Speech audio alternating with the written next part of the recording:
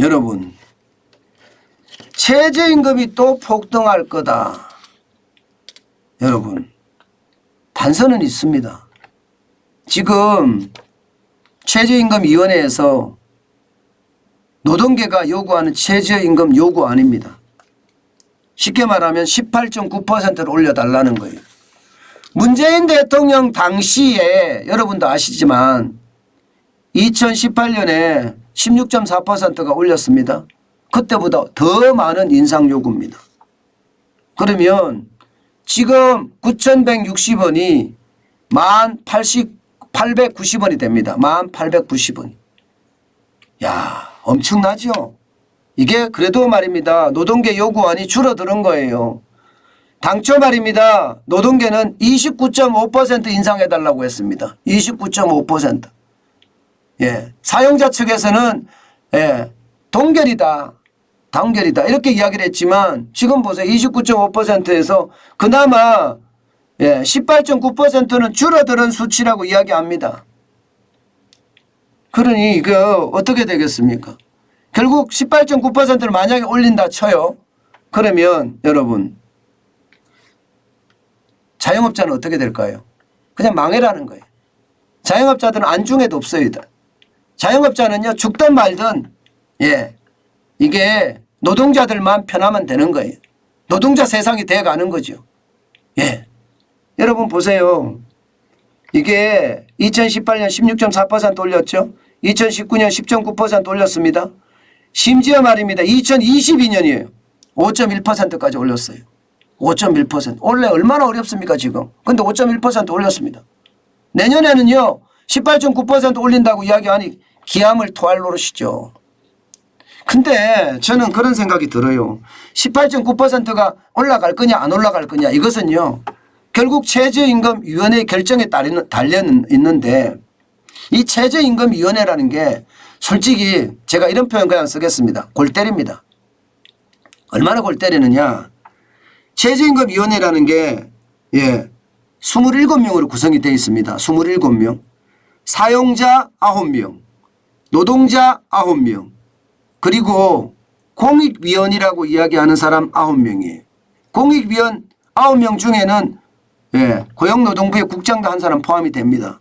그러면 어떻게 될까요? 공익위원이 어떻게 결정하느냐에 따라서 그냥 따라가는 거죠. 그죠? 공익위원이 노동자 편을 들어주면 18.9%가 올라가는 거고요. 공익위원이 사용자 편을 들어주면 예, 이게 0% 동결로 가는 거고요.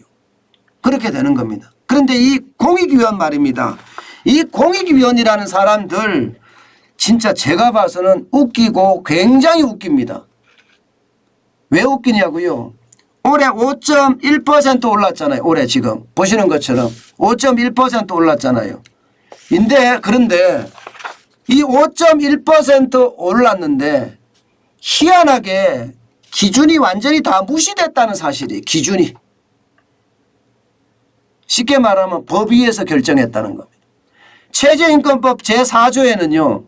최저임금은 근로자의 생계비, 유사 근로자의 임금, 노동 생산성 및 소득 분배율을 등을 고려하여 정한다 이렇게 명시하고 있습니다.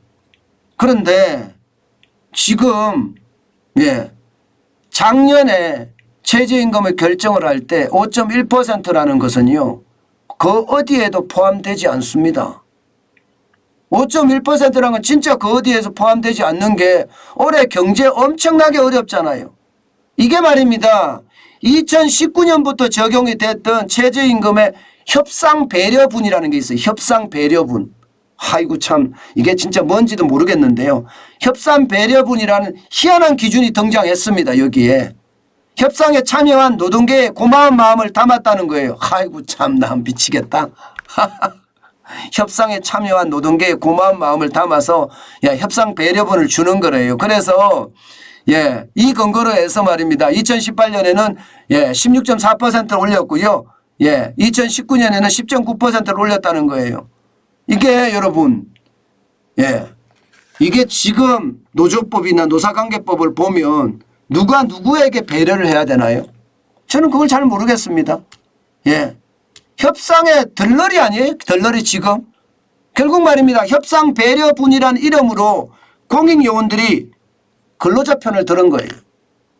그러니까 16.4% 올라가고 10.9% 올라가고 5.1% 올라갔습니다.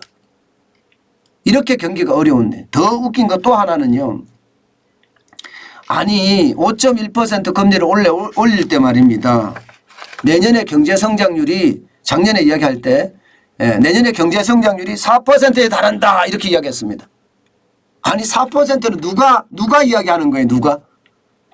점쟁이가 찝어줬나요? 예, 점쟁이가 찝어줬겠죠. 그러니까 알겠죠. 4%에 성장한다는 걸 어디에 근거 두냐고요. 이 공익위원이라는 사람들이 진짜 웃기는 교수들이거든요. 교수들도 많거든요. 전문가들 나름 많습니다. 근데 올해 경제 성장률이 4% 정도 올라갈 거니까 임금도 5.1% 인상을 해야 된다. 이런 세상에 단 한 번도 보지 못했던 초유의 점술형 결정이 나온 거예요. 점술형 결정. 이게 말이 됩니까? 그러니 공익위원들 보면 제가 작년에 최저임금 이야기할 때 마마 피를 토했을 거예요. 뭐 이런 곳이 다 있나 이렇게 말입니다.